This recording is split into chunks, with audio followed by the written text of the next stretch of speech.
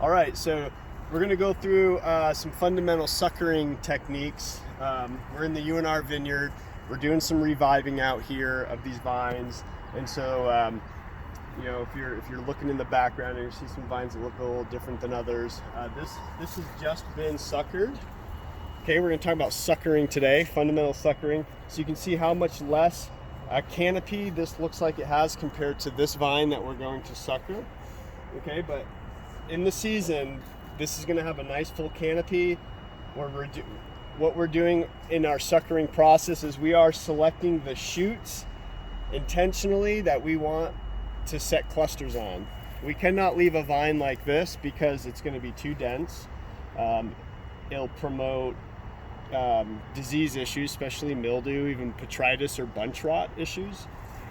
Even in our hot, warmer climates or dry climates in northern Nevada, you know, we're not Arizona or Fresno, Bakersfield. We're still up high in altitude. There is moisture in the atmosphere.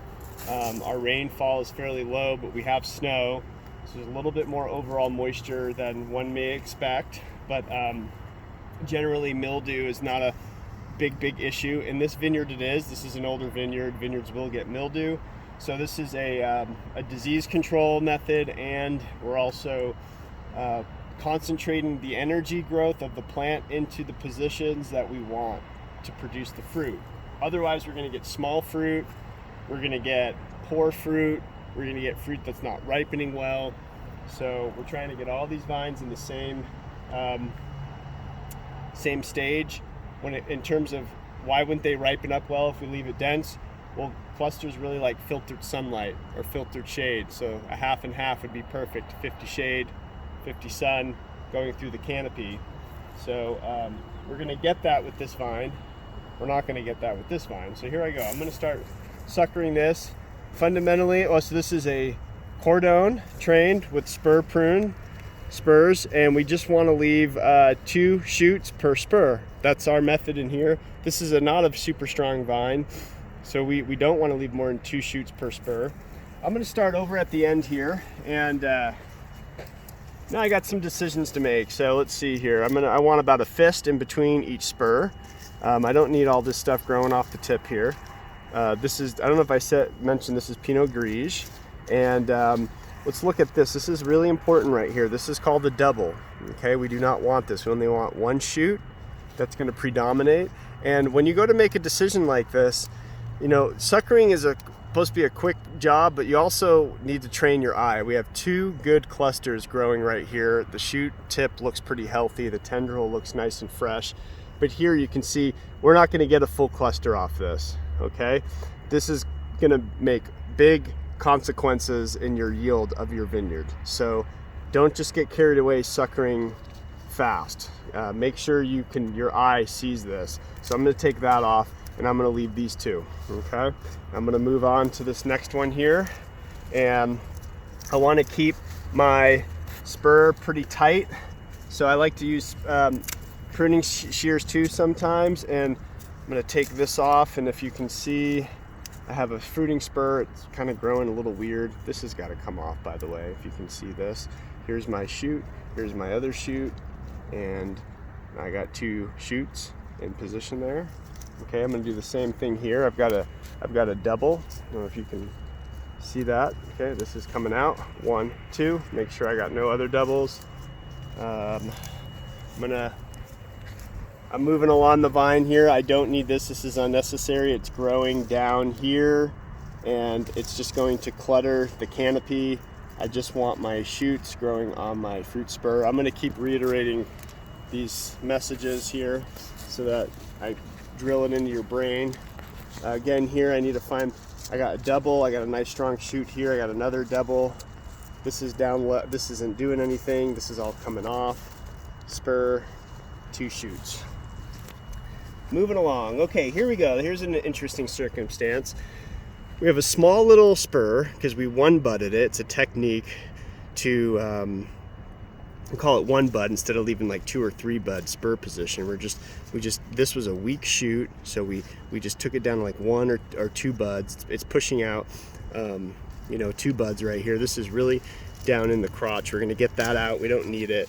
we want to just select one shoot so this becomes nice and strong so we can prune it back down to a fruiting spur. Okay, here we have a double, so it's got to come out. Now most vines, most buds, they're tertiary buds. That means they can push out 3 shoots out of the one bud. So that's why we need to sucker. These are growing down from, our spacing here isn't very good, so I don't know, but we have a big gap here. We just got to work with what we have. This is coming from underneath, so we don't really want to train anything coming from underneath the cordon. So we have a bit of a gap here, but we can only, we only got what we got. Okay, doing what I got to do here. I'm going to take all this off. I like the spur, looks nice. This looks, doesn't look super strong, but it looks pretty healthy. Now we got a big gap here.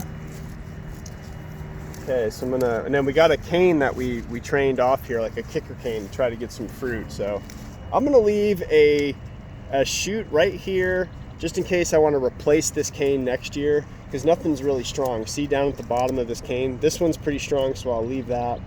Let me finish up down here too.